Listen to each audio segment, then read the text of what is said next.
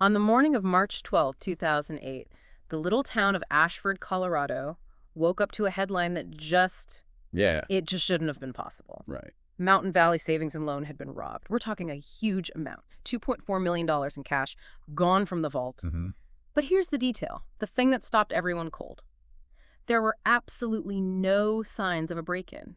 Nothing. And that creates an immediate conflict for any investigator. You have this massive crime, but the physical scene just defies all logic. So if there's no broken lock, no smashed window, Your mind immediately goes to an inside job.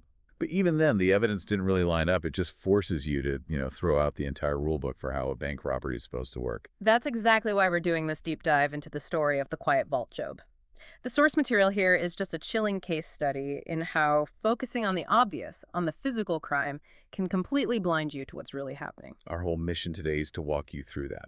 We want to peel back the layers of that first story, the simple robbery story. And show how a shift in focus was the only way to find the truth. Exactly. A shift from the physical footprint to the financial trail. It really shows you that when it comes to financial crime, the easiest explanation is usually the one someone worked very hard to build for you.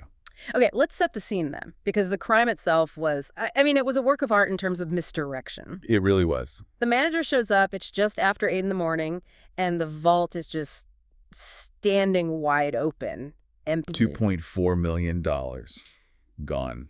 But the police report details are just bizarre. This was a state-of-the-art alarm system, right? Oh, yeah. Proximity sensors, magnetic contacts, the works. It was never triggered. And the vault door itself, with its complex lock, had zero damage. The conclusion was, well, someone had to have used a key and the right combination. Which leads you straight to the security cameras. And this is the first piece of evidence that it feels engineered.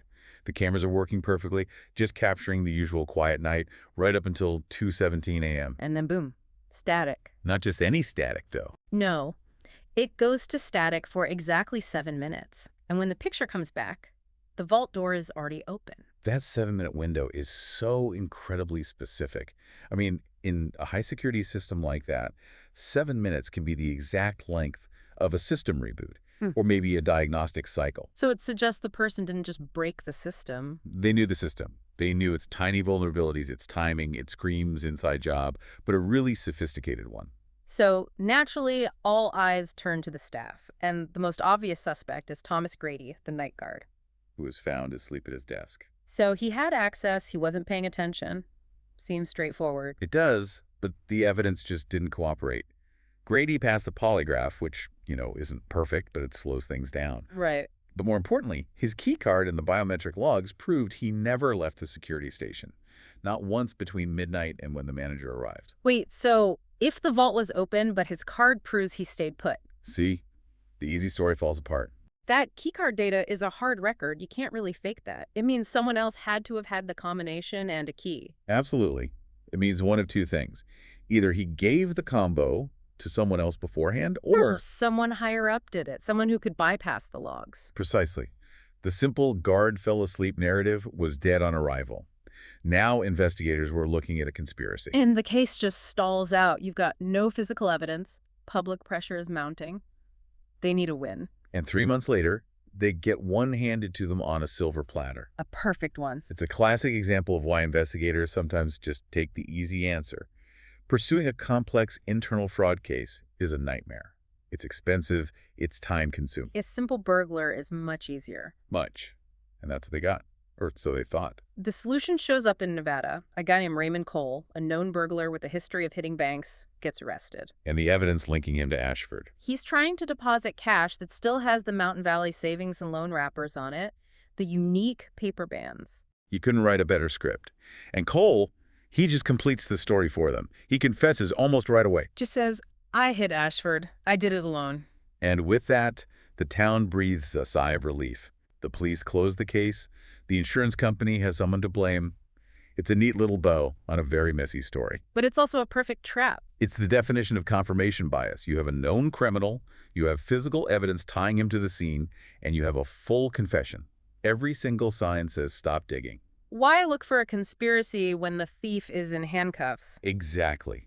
Why spend months on bank audits? The case went cold because everyone, quite reasonably, thought it was solved. The idea that the confession itself was part of the crime, that wasn't even on the table. So for years, Raymond Cole is the guy. He's the one who pulled off the impossible quiet vault job. And the real crime just sat there, hidden in plain sight. Until someone finally started asking a different kind of question. Years later, yes. The case was only cracked open again because of a routine internal review. A new financial crimes investigator, Laura Mitchell, comes in. And crucially, her job wasn't to solve the robbery. No, she was looking at the bank's long-term financial health. She saw the $2.4 million loss not as a theft, but as an accounting problem, an inconsistency that needed to be explained. That shift in perspective is everything. She wasn't looking for a criminal, she was just following the money. She basically treated Cole's confession as just one more data point that needed to be verified, not as the final answer. So she starts a forensic audit. What does that even look like? It's incredibly tedious. You're comparing the big official books, the general ledger, to all the tiny internal records, cash holdings, loan details, daily transaction logs. She was hunting for patterns, for anything that didn't add up. And she found them, even before the robbery date. Yes, and here's the part that just blows the whole case wide open. Mitchell decides to re-examine the old evidence against Raymond Cole, specifically those bank wrappers. And this discovery is just... it's chilling. She found records that Raymond Cole had been depositing cash with the exact same Ashford wrappers from the same cereal batches before the robbery on March 12th ever happened. Wow. And that's the moment the whole thing unravels. It completely flips the script. Because if he's depositing their cash before the date it was supposedly stolen, he couldn't have stolen it on that date. It means the money wasn't being stolen from the bank that night. It was being laundered through him for months. Exactly. The robbery was a performance, a piece of theater. The new question wasn't who stole the money, it was where did the money really go, and why did they need to frame Cole on that specific night? So Mitchell starts digging into the bank's internal paperwork, and she finds the answer. Mountain Valley Savings and Loan wasn't the victim. It was the perpetrator. The bank itself had been stealing its own money for years. That $2.4 million wasn't taken in one night. It was siphoned out bit by a group of its own executives. Well, how do you even do that? How do you make millions of dollars just disappear from a bank without anyone noticing? The sources point to two classic white-collar methods. The first one was shell businesses. Ah, okay. Fake companies on paper? Exactly. Controlled by the execs. They would just wire huge sums of money to these companies, disguised as payments to, say, contractors or suppliers.